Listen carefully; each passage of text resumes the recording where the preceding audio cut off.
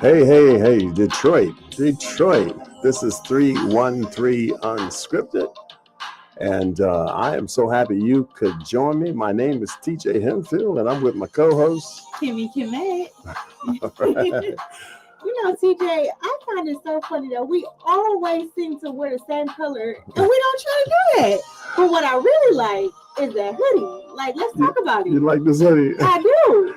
All right. Okay. So first of all, this hoodie is very special to me because it says "I am Detroit." It's an old hoodie, you know, but it's very important to me because I grew up in Detroit, in the Brewster Projects, and I know a lot of people don't know anything about the Brewster Projects, but we still got some Brewster Projects folk out there, so that's important to me.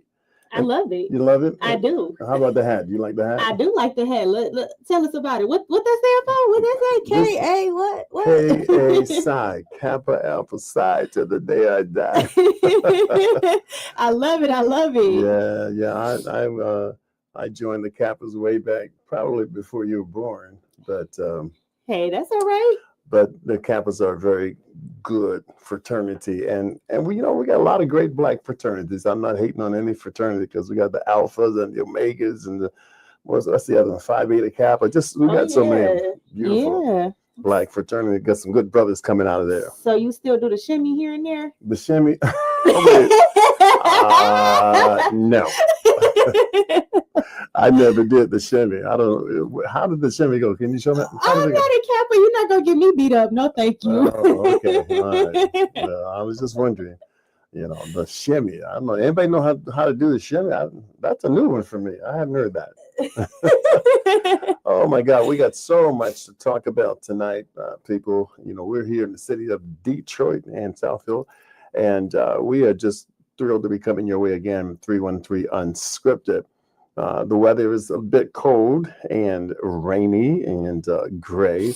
I had a friend of mine, Kimmy, who's from North Carolina, and he would come up here every once in a while on a business trip, and he would say to me, TJ, I don't get it. I don't understand. How can you all deal with gray skies almost every day? Oh my God! I mean, he just like he just like really couldn't understand how we could live here with gray skies. So. I get that all the time. And one of my friends, he lives in Philly. Now, Philly is quite cold too, but he refuses to come to Detroit because he said it's too cold. Wow. So, I guess when you're born here, you get used to it. Oh, wow. Well, you know what? Detroit is a special place. If you don't like the weather, just wait a couple of weeks. It'll change on you. Okay. So many things going on today in our world and in our country, in our government. And then all I can say is, here we go again. Here we go again. Reports out of Washington about Trump's new, beautiful bill. Man, they're starting to show that we are on a fast track for a greater divide between the rich and the poor. I'm just really flabbergasted because that's all we've been seeing ever since Trump actually took office the first time. Right. We see this huge divide between the rich and the poor. And this particular bill that, by the way, just passed today, it's going to cause a lot of problems. And I think that's something that's going to concern about 7 million people in the United States. Wow. About 7 million people will stand to lose their Medicaid insurance. And that is very, very bad because they essentially would become uninsurable. So I'm not sure what they'll do to try to get back some insurance or whatever, but this is not good. This is terrible. It's terrible. I mean, private insurance costs so much money. I was paying for private insurance, and I was paying $495 a month. Woo. And they didn't even cover everything. That's crazy. So I can just imagine those that don't have any insurance, what that's going to do to them. Like, we already have a poor healthcare system, let alone you can't go into the hospital without showing your insurance card first. Wow. So I really just couldn't imagine what life is going to be like. So many people without insurance. Yeah, it's frustrating, because you would think that in 2025 this problem would have been solved by now. I mean, we're supposed to be the richest country on the planet, and yet our people are struggling to find affordable insurance, and it's really, really crazy. Trump said in one of his messages, he said, as he was talking to the reporters and to other people, politicians, he said, don't F around with Medicaid, and yet that is exactly what his new bill will be doing. I'm going like, wait a minute, hold up, you really didn't say that, did you? He's a walking contradiction. Yeah, absolutely. And people still follow his word like Bible. They do. I mean, it's like, well, I don't want to talk about anybody, but I'm amazed at how many people just so carelessly follow this man, and the things that he says. I mean, look, I'm not saying that he can't do some good things. I like a lot of the things, a lot of the ways that Trump stands up for America when it comes to other countries and things like that. I agree with him on a lot of the immigration policies. I do agree that criminals have to be stopped, put out, whatever the case is. And we've got a very grievous situation that just happened yesterday with the two reporters the two staffers, that got killed. But anyway, it's just so many things that he's doing to offset that. Right. Things that just you flips the tail. I mean, every president has a right to bring forth their agenda, their policies, and things that they think are going to work for the country. But I mean, come on, some of the stuff that we're doing is ridiculous. Now, look, I want to take a quick look at some of the expenditures that the Republican Congress has already put in place in Washington. Okay, $200 million for an ad campaign fawning over Trump's so-called accomplishments.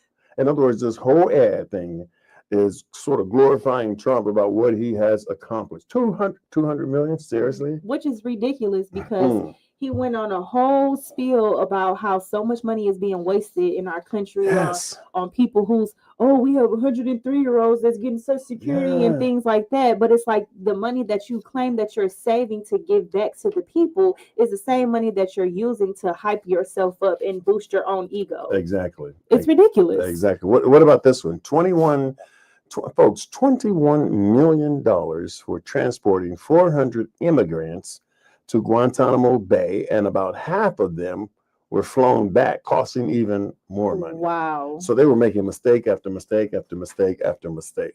And I'm even thinking about all the people that they let go when it comes to the FAA and the flight and air controllers, people that they let go, and now they're trying to rehire some of these folks. It's just a mess. I don't know. How about this one? $6 million to El Salvador to imprison 300 individuals in a prison known for grave human rights violations.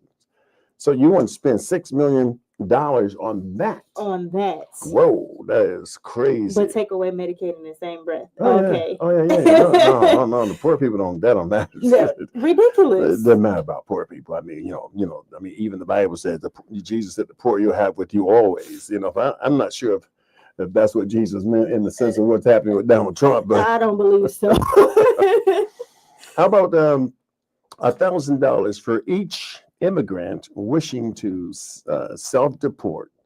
And some have already started taking advantage of this. Think about this: that you came in from Mexico or some other place, and the government here is saying, "Hey, we're going to give you $1,000 if you self-deport." And you know what? You know what'll happen, right? They'll take the $1,000 and then they'll come right back. They'll come right back. Absolutely. Right back. Why wouldn't they? I don't know. This is when you talk about ridiculous, just being plain ridiculous. That's what I think is happening with our government. And then this whole thing with Trump's parade, his parade. Okay, big parade. And this is supposed to happen on his birthday. And this would cost the country, get this, folks, to put this parade on, this military type parade, it's going to cost $45 million Folks, do we really need to see troops marching alongside weapons, of mass destruction? I mean, what are your thoughts? Maybe you might want to tune in and call us and talk about, chat with us for a moment. The number is 313-859-8858. I'll give it to you again, 313-859-8858. So, I mean, so when I think about this, and it goes back to what you were just saying. Mm-hmm. We have this whole effort to clean up government waste and fraud and whatever, and yet they're expanding everything that they're getting rid of. They're actually putting back in on the other side. Exactly. That's crazy. And what happened to checks and balances? Oh no! Because it seems like he can just get whatever money he wants and just spend it however he wants. What really happened to checks and balances? We had a whole class on this in school, and it seems like everything that we were taught is completely out the window. The only checks and balances that there are now are the checkbooks that you have in your purse or at home. Because as far as government is concerned, there are no checks and balances. That's what it sounds like to me. I mean, as far as people doing their own thing and whatever, and disregarding the laws of the land, it's just it's not there. Here's another one. Trump's big bill, will add almost $4 trillion. That's right, $1 trillion to the deficit over the next 10 years. I wonder what happened, Kimmy. What happened to all that talk from the Republicans about sustainability when the Democrats were in office? We won't be able to sustain our country. Won't be able to last with this kind of deficit and whatever. We just heard that over and over and over again. It's ridiculous. With a capital R. Remember the big tax cut, for the sick, or for the rich, I should say. I'm sorry, for the rich under Trump's 2017 bill. Oh man, listen, that bill is going to be continued, and it's going to get worse. Oh, absolutely. Just going to get worse. Absolutely. So under Trump's big, beautiful, he calls it the big, beautiful bill, the rich will get even richer, and they'll get that way on the backs of 20% of the American people. I was doing a little research, and I found out that in the last 12 months, the rich got richer by a whopping $356 billion. 350. Think about that for a moment. 350. That's like $1 billion a day. Mm-hmm. And by the way, Elon Musk, he got about 186 billion of that. So, I believe it. So he spent a lot of money on Trump's campaign and other things, but it didn't really hurt him because he was still making. So, I was telling somebody, when you have $1 million in the bank, and let's say you take that $1 million and you put it in a money market fund or some type of a mutual fund or whatever, and you're just getting 10%. Mm-hmm. Well, over the course of the year, you just made $100,000 without ever touching that money. Wow. Now let's think about it. If you had $1 billion. Wow. If you've got $1 billion, you just make the same thing. You put it in a mutual fund or whatever, let it sit there, don't touch it. It will raise for you $100 million. Wow. Now, Kim, would you have a hard time spending $100 million? No. How did I know she was going to say that? Absolutely not. I can name a few things. What would you spend it on, Kim? What would you spend it on? Give me 3 things you'd spend it on. Oh, well, right now, to keep this beauty on intact, Self-praise. That's all right. You are a beautiful lady, and God made you that way. But think about it, $100 million. I mean, look, you might go out there and buy the family 10 Mercedes Benz. I would never. But I'm just saying, if you had 10 family members and you wanted to buy each one of them a Benz, okay? And a Benz, let's say $100,000 Benz or $150,000 Benz, whatever they cost, okay? Mm-hmm. So you just spend, maybe $1 million or so. Well, guess what? In a matter of 3 months, your money market fund or whatever just earned you another $30 million. Exactly. So you haven't done anything. You still got a long way to go to spend that money. And just imagine all of this money that's being wasted. how we could probably end world hunger, homelessness, if we wanted to, 10 times over. Yeah. Yeah, if they wanted if they to. wanted to, they could clean up a lot of cities with that kind of money. Absolutely. Provide greater lighting, energy, things that would make our cities safe. Mm-hmm. But they're not interested in that. They're just interested in lining their pockets. And I know I got people who will agree with me. What Ed Gaines? What does Ed Gaines say? He said he is Ed Gaines. Ed said he is a liar and the truth is not in him. Ooh. And he said 45 million for display of the military. Yeah. Keith Jason wants to know, or he wants to ask Trump to explain to America's youth how a bill becomes a law. Oh well, that's I did a whole semester on that when I was teaching school, how a bill becomes a law. I'm not going to go through with it I'm tonight. sure he can't spend a whole semester. He can't even probably spend 5 minutes on it. Yeah. There's all kinds of things that you got to go through: the introduction of the bill, the committees, and all that kind of stuff to even see if the bill's worth putting on the floor. All of that, but that's a whole nother history lesson I'll have to share with you another time. But that is a great question. That's a great question. Trump needs to learn a little bit more. He's only interested in telling people to stop effing around. That is such a horrible thing to say. First of all, for a president, I just, when I think about this bill that they brought up, do you realize that Trump, first of all, he's putting the pressure on all of the lawmakers, they had a meeting at 1:00 in the morning. 1:00 in the morning. What in the world are you doing having a meeting at 1:00 in the morning when most Americans are not asleep? Me. I'm sleep. I'm sleeping. Not me. Don't call me. Sorry, can't make the meeting, guys. I mean, think about this. They're holding a meeting at 1 a.m. to protect health care for millions of Americans. Okay, right. This time, in 2007, I should say, that's what the Democrats did. They had their meeting at 1 a.m. but that meeting was to protect health care. But the Republicans meeting at 1 a.m.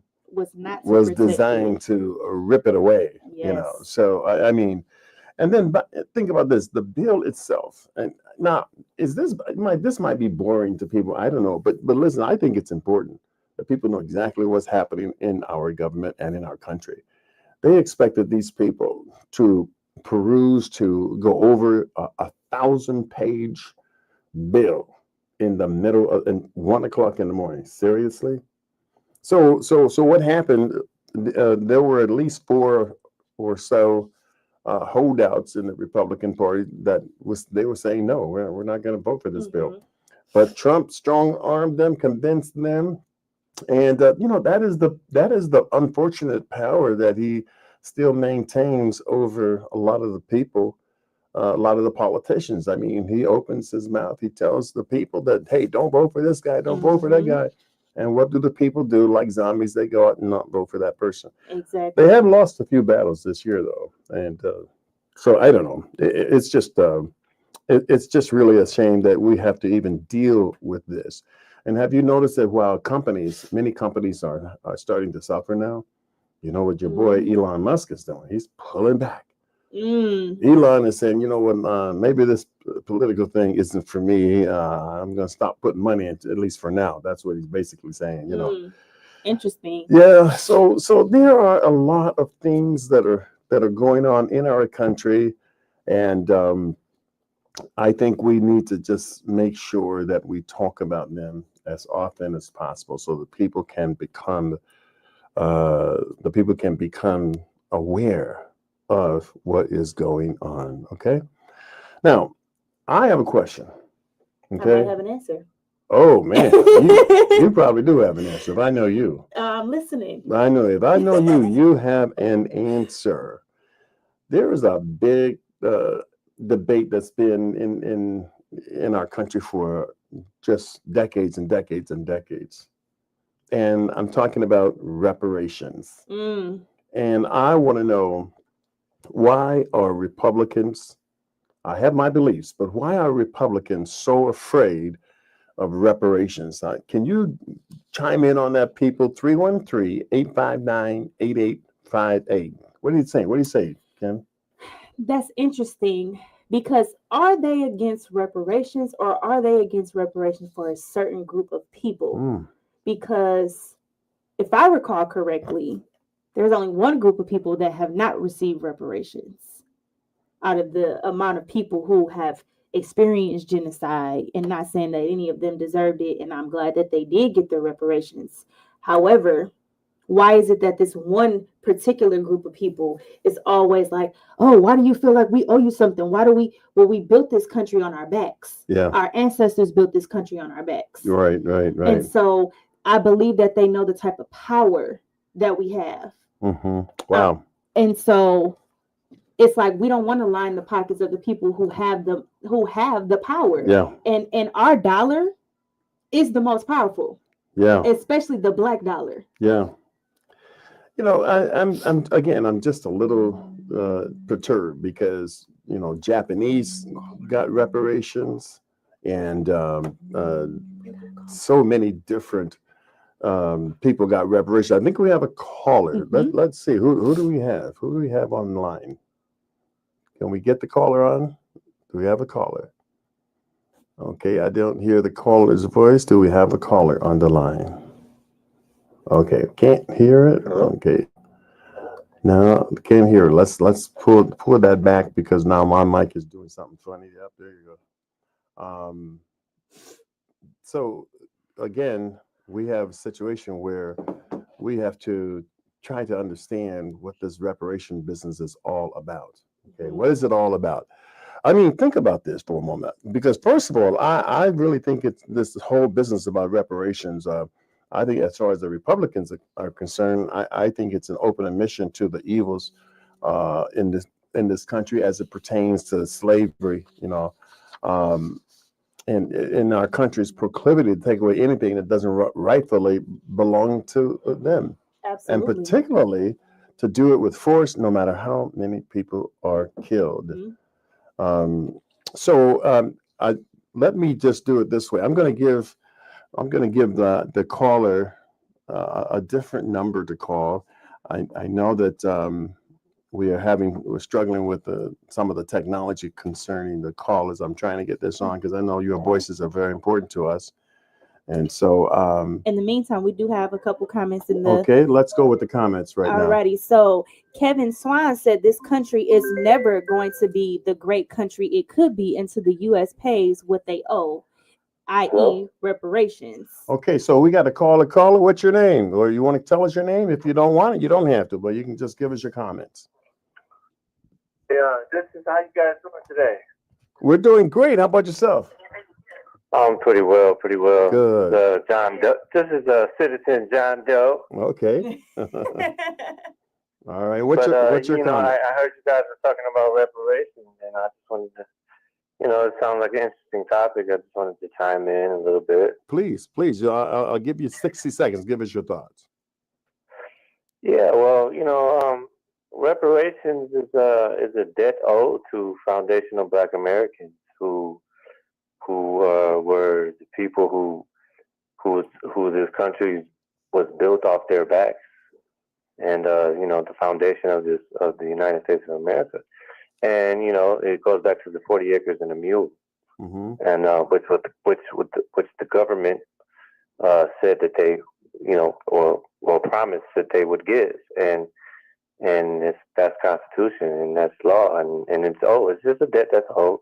Just the same as in Japanese internment camps and any other people who deserve reparations. And that's just it. Yeah. And those other ethnicities and people, they did get their reparations. Absolutely. But when it came to Black, I mean, look, the Republicans have never had an agenda that is suited for Black people. They just were never concerned about giving reparations to Black. They're not interested in Blacks having that real opportunity or giving us a chance at an equal level playing field. That's one reason why economically we have been so behind for so many decades. Well, thanks so much for calling in. I appreciate your comments. And that's why the reparations would do.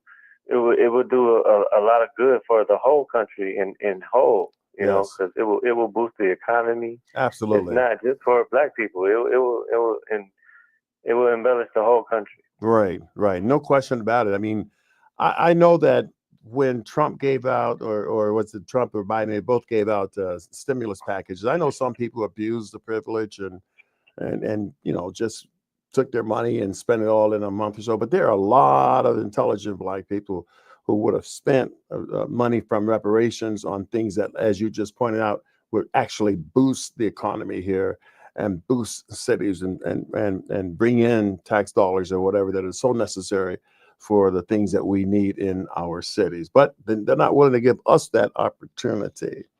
They're not willing to give us Yeah, that opportunity. Hey, well, yeah, thanks so yeah. much. But we have faith in God. It's gonna come one day. Yeah. All right. We're going to keep plugging. Thank you so much for calling in. Appreciate you. All right, take care, guys. All right. All right. He mentioned he mentioned a term, and that term I want to expand on a little bit. The term foundational Blacks, for foundational Blacks. What does that term mean, and why is it so important? And that's something that I think more people need to tune into. And that's one of the purposes of this broadcast or this podcast, I should say. I want to help to make the average person aware of where we are, what's really going on. Okay, so I'm looking for some of you to call in 313-859-8858. Okay, Maryland's first, and by the way, Maryland's first Black governor, Wes Moore, okay, who happens, by the way, to be a Democrat and a Black man. He vetoed a bill that would allow the study of reparations for Black people. He said, hey, it's time for us to move on, basically, is what he's saying. Well, just because they look like us don't mean they're for us always. Ooh, good point. And, it made me think about, they never truly apologized or actually took accountability for anything that have been done to our ancestors and the things that they've been through and the people that came before us, the generations before us. So that also means that they will have to admit, hey, we did you wrong. Hey, this is what we did. And they're not willing to admit that, because in their eyes, whatever we do, you deserve, because you are beneath me. Yeah. Yeah. And that's how they will always feel. They've always felt that way, and that's how they always will feel. Wow. That's it's such a crime. It's so hateful. And folks, listen, let's not make light of this. Okay, there are literally thousands upon thousands of people out there who see Black people as beneath them, as unintelligent. We are not sagacious, yet they are pugnacious and willing to do anything. They'll be as bellicose as they possibly can be to continue to put their foot on us. And somewhere along the line, I'm just afraid things could get out of hand. I sure hope it doesn't, because what we don't need is more violence. We don't need that. Some of the things that are happening right now is just incredibly serious. And so I'm looking for, again, anyone who would like to call in and talk about foundational Blacks, 313-859-8858. But again, I'm just shocked, that this governor, a Black man, would veto a bill that would actually get a study going to see if reparations can be had. What would he have against that? It's sad to say, but I'm not surprised at all. I'm not surprised at all, because you have to know people to get to where you are. Yeah. And just like the people we talked about last week who follow Trump 100%, that looks like us, but they're not for us, and they will continue to follow behind him because they want these positions of power. They want to be in these spaces where I can be seen, I can make changes, I can do this, I can do that, even if it's not for the people that look like me, because I benefit at the end of the day. Yeah. So if you all about personal gain, then that's really what's going to come first before the people. Whew, man, I tell you, it is incredible what is happening in Washington. But again, the people have the power. We just got to get out there and put the right folks in office. Exactly. Who will do something concerning the state of America. because it's deteriorating and it's deteriorating fast. And baby, these politics is tricking. Oh, what did you politics? Politics are tricking. Is that an original? Well, I think that's a term that some of us know. I know a couple politics myself, so. It's funny, man. I don't know if I like the sound of that word. It's not a good thing. No, it's not it doesn't sound good at all. But we got to keep it 100, Yeah. Listen, on another note, yesterday, 2 staffers at the Israeli embassy in Washington, they were shot to death. Wow. By a man who was shouting as he was arrested. He was shouting, "Free Palestine, free Palestine." So this anti-Semitism thing is gaining traction every day. And I guess one of the questions that I have is why is it that people hate Jews the way they do? I mean, I would love to hear from you out there who if you have a thought, why do people around the world hate Jews so much? I mean, is it because that many feel that the Jews were guilty of deicide? And I know that's a word that a lot of people don't hear a lot, but it just simply means that they put Jesus to death. And so, what is it? What is it about the people around the world? What drives them toward hating Jews? We know all about the Holocaust. We know some of the things were happening in some of the synagogues and whatever. But what is the underlying problem here? Why do people hate Jews? Anybody can answer that for me? We'd love to have you again to just call in 313-859-8858. Monique in the comments said that people hate Jews because they are more united than anyone. Because they're more united. So wait a minute. So people are hating folks because they're united. That's interesting. So I guess we should hate Asians and Arabs because they seem to be fairly united. I mean, they come over here, they all get together, they take over our stores and things like that. And I can't blame them. I mean, they're looking for opportunities. Are we not united? Is that why they hate Jews because they are united, right? That's what she's saying. But they hate Jews because they're united. So if you're not united, I guess you don't get hated. I'm not trying to be facetious. I'm just dealing with the question. She said there are strength in numbers and they are not united like Jews are. I do think that this is an interesting thing, though, because I believe that, and this is just my personal opinion, and I don't wish death on anyone whatsoever.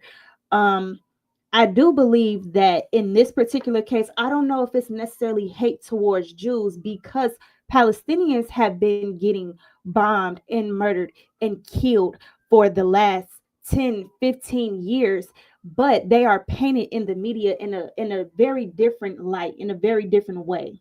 And I don't think that people understand that the people in Palestine are under oppression just as much as we are, if not more. They are getting bombed. They are getting killed. Their family members are getting killed. I don't think it's about the hate of Jews. I think that what it is this is them uprising. This is them trying to say, hey, this is what's happening to us in Palestine and we are being ignored.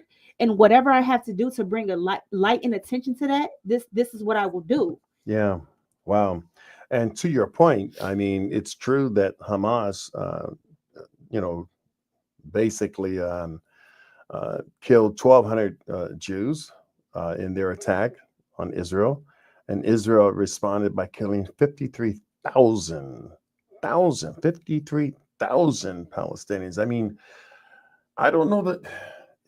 Was it worth it in the end? Was it worth it? I mean, just a lot of people who lost their lives, a lot of children. And every time I see these children crying with open wounds, having lost their parents, I mean, it just touches my heart, makes me feel sick inside, because I just think that people just, how could you not care about children and women? But it's almost like the powers that be, they look at us as though we're just simply numbers. They don't care. We are. That's why when we're first born, we are born as a number. We are given a social security card. We're given a birth certificate. We are a number before we are anything else. We are a dollar. We are a business to them. We are born in debt. Yeah. And so we are debt to them. We are an issue to them. And we will forever be a number to them, to the powers that be. Yeah. You make such good points, Kim. I appreciate those points. I was listening on, this is another note. I was listening to CNN and Jake Tapper. Jake Tapper has this new book. I think it's entitled Original Sin or something like that. But he is really bent, folks, on talking about Joe Biden's decline, his cognitive decline. And he's been harping on this book, and other people have jumped on the bandwagon. And they're basically saying that because of Biden's decline in terms of his cognitive abilities, that this is what allowed Trump to get back in office. Now, I don't know that that's really the real deal. I mean, it's true that particular that debate that he had with Trump when he came back from his trip. Oh yeah, he was awful. Everybody knows that. He was flat out awful. He looked tired. He sounded tired. Couldn't connect his thoughts and whatever else. And so that kind of just did him in. But to be quite honest with you, the Republicans did have a strong case when it came to immigration and when it came to inflation, which, by the way, if you really look at the numbers, they're the ones who actually caused it. They want to say Biden caused it, but it's just my belief, that many of the policies that Trump put in place and the $8 trillion deficit that he increased when he was in office flowed over into the Biden administration. But that's politics for you. I mean, it's just, I don't know. How do we get out of this mess? I mean, but my point with Jake Tapper is you're selling a book. Because you're selling a book, you want to talk about Biden's decline. Okay, so what's that got to do with today? What does that have to do with right now? And we've been seeing his decline. I mean, can we keep it 100? Like, let's address the elephant in the room. Yes, thank you. The presidents are 103 when they get voted in. What do we expect? But you're talking about Biden's decline, but what about the madness of the man who sits in the Oval Office today? Who is also close to knocking on heaven's door. Like, what are we talking about here? I mean, this is just a money scheme. This is just another ploy to just put my name out there. Shame on you, it's Jake really Tapper. Ridiculous. I mean, if I'm not mistaken, what I saw was Trump said, I think someone said Biden had cancer, and he said it's going to take him a long time to get to stage 9. And it's like, how dumb are you? There's only 4 stages. Who taught you anything? I don't know what's going on. It's like people are trying to make money any way they can. If you really listen to the news broadcast, the first thing they say, well, I have my special guest so and so with their new book, blah blah blah. So you already know it's all about selling books. It's all about making that money, making that bread. Yeah. Okay. And now you want to use, this is a hot topic now with the news media, because you want to talk about Biden's decline, his decline, and you want to benefit off of his decline. What about today? What's going on today? What about the man in the office who is saying that he's not guilty of the 91, 94 counts that were held against him, indictments? He's the guy that says that the election was rigged. He's the guy that's pumping up tariffs all over the world. Oh, it's only not rigged when he wins. That's a good point. Good point. I think we need to change the topic here, man. I'm a little bit tired of the politics right now. There's so many things going on in the world today. I want to talk about this stuff that people are hearing about, and I'm talking about Sean Diddy Puppy Combs. The diddler. You call him the diddler. The diddler. All right. Okay. This is a touchy one. So what do you know about it, Kimmy? Bring us up to date. So May 12th through the 16th, Cassie Ventura, she testified against Combs for a grueling 4 days. During this time, they presented evidence of text messages, sex parties, the freak-offs, how they were orchestrated by Combs, and recounted the instances of her physical violence that she endured with this man, including the 2016 assault in the hotel that she had. Also, during this time, they removed her husband from the courtroom, saying that, oh, we might have him testify. So, taking away her support that she had there while she's 8.5 months pregnant, due any day now. Then May 21st, we have George Kaplan, who testified, which is Diddy's former executive assistant, and he testified about working over 100 hours a week, cleaning up after the freak offs to prevent damaging photos, and witnessing Puff attack Ventura and another woman. And he also claimed to have purchased drugs for him in Miami and Los Angeles. Today, Kid Cudi, the rapper, which is named Scott Mescudi, that's his real name, he testified that in 2011 that Puffy broke into his Hollywood home after discovering that Cudi's brief relationship with Cassie Ventura, and weeks later his Porsche, was destroyed by a Molotov cocktail and act, and he believes that Combs is the one that orchestrated it. Wow. And then we had one more testimony from Myla, who is the makeup artist. She testified that she witnessed injuries on Cassie's face during a 2010 argument with Combs, and she described that Cassie had a swollen eye, a busted lip, and knots on her head. She stated that she didn't call the police because she feared for her life. Wow. Yes. Well, let me ask you this: who is this kid? What is Kid it? Cudi. Is it Cudi? I didn't know if it was Cudi or whatever. Yes, but Kid Cudi. Kid Cudi. I never heard of the guy. Don't beat me up because I never heard of him. I want to say he had it might have been about 2012, maybe. He had a popular song called Day and Night, but he is a rapper and a producer, and he had a slight relationship with Cassie, very quick on and off, as they both, were having their own relationships outside of each other, as well as Sean. And this was known about, and he testified that P. Diddy broke into his home, and weeks later, his car exploded. Wow. That's deep. As a threat to stay away from Cassie. Yeah. Allegedly. So in other words, allegedly. So Cassie was with P. Diddy first, then they broke up, and then she got with this guy, Kid Cudi. Yes, Cudi. Kind of. Okay. All right. But she got with him. And that's when Combs got mad. Yes. Or at least allegedly. Yes. And broke into his house or whatever else. Okay. Whatever happened with that, well, luckily he was not in the car, so everyone was okay. But obviously he feared for his life as well, because his life was threatened at this moment. So he went on trial, or he was set to trial today, and testified. He testified today, yes. Yeah, again, he walked in, he was kind of cool, had on the black leather, and smoking a cigarette, whatever. And they tell me that he yawned about, 3 or 4 or 5 times maybe during the testimony. I just thought it was interesting that it's very convenient that Kid Cudi, is it Cudi or Cudi? Cudi. I'm sorry, Kid Cudi. I just thought it was, I'm sorry.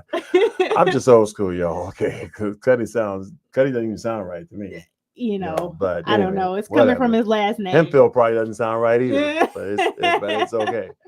But anyway, I just thought it's very convenient for Kid Cudi.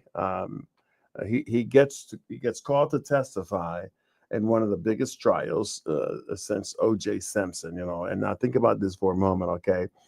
He just released his latest single a week ago. So a single comes out a week ago, okay? Then he has a short film that's under the same title, which the title is Neverland, and that's coming out here in the month of June, not next month, that is, okay? So what else is happening here? He also has, or also this month, he's officially launching his new apparel label. Okay, so you got clothes coming out.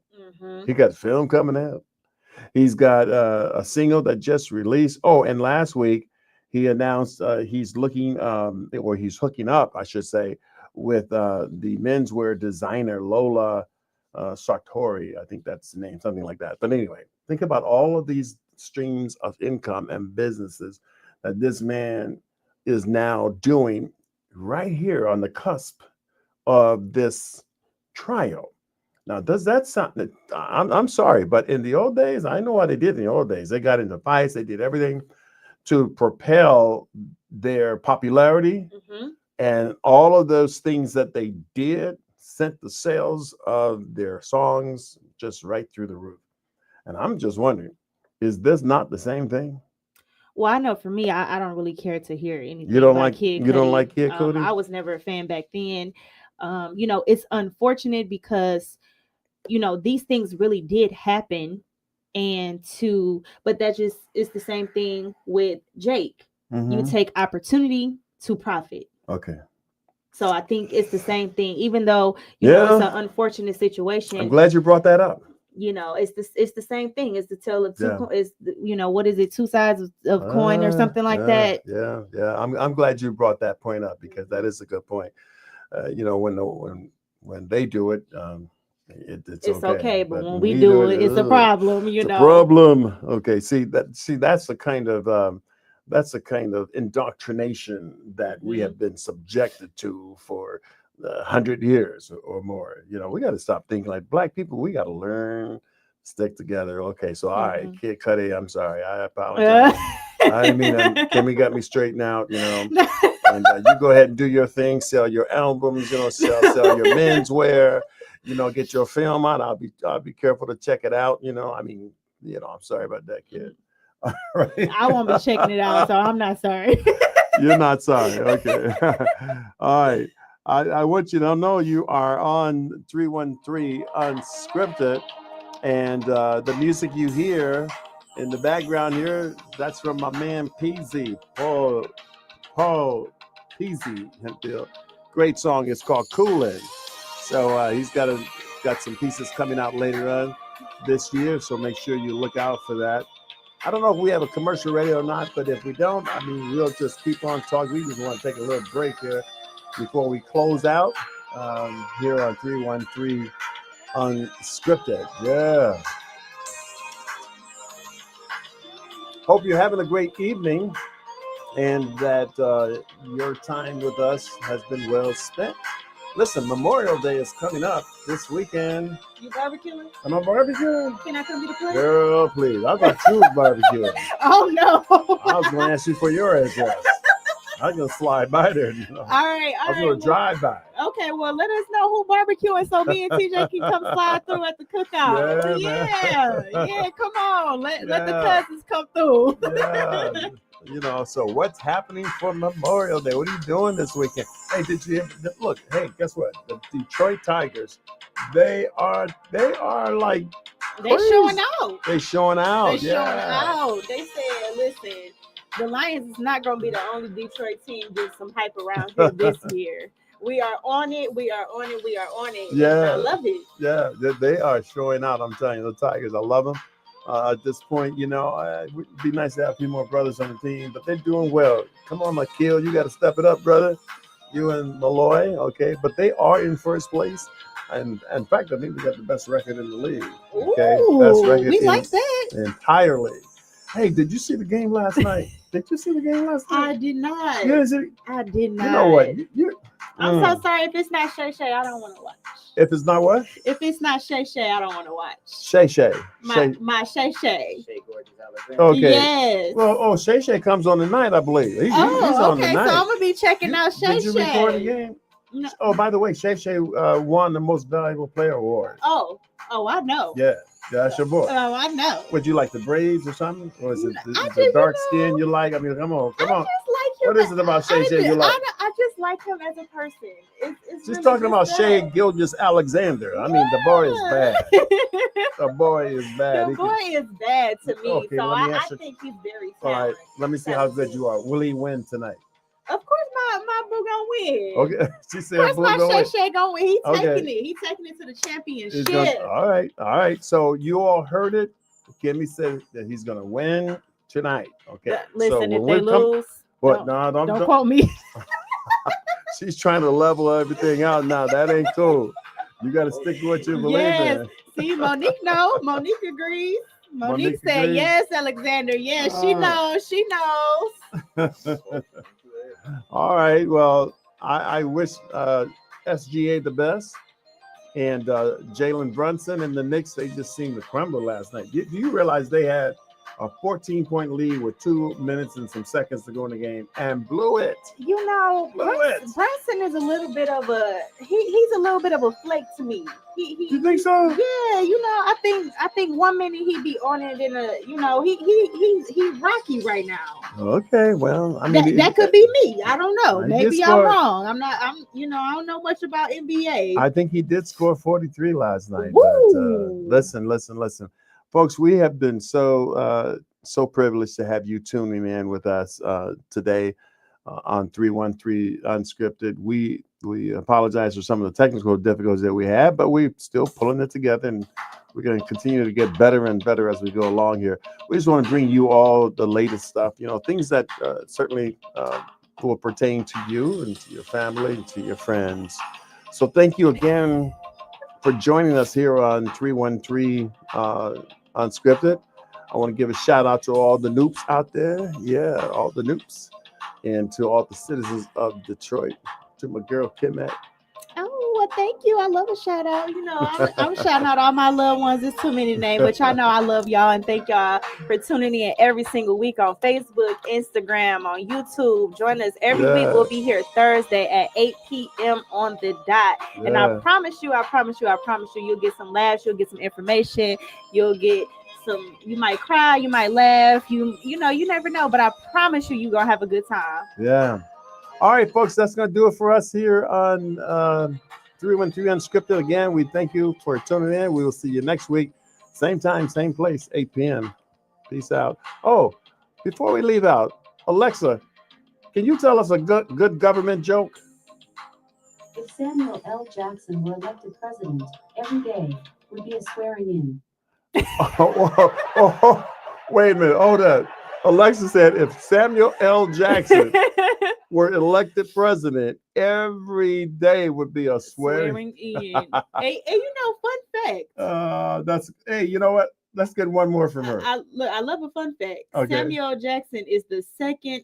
He has the second highest most cuss words in all of the movies. Oh my God. Ever. Oh my God. Ever. Oh my God. That is crazy. Alexa, can you give us a good football joke? Alexa, give us a football joke, please. How do you know you're a football super fan? When you replace your living room carpet with AstroTurf. Oh, come on. All right, that's kind of a... boo, Alexa. Okay, let's try Alexa one more time. Alexa, how about a joke about the Minnesota Vikings? I once found a hot dog that was half eaten, and I thought to myself, this must belong to the Minnesota Vikings, because they never finished the second half. Oh, no! That's what's up. Sorry, Minnesota. Minnesota, you gotta prove Alexa wrong now this year. You gotta prove her wrong. That is crazy. All right, folks, that'll do it for us here on 313 Unscripted. Bless you, and we'll see you next Thursday at 8 p.m.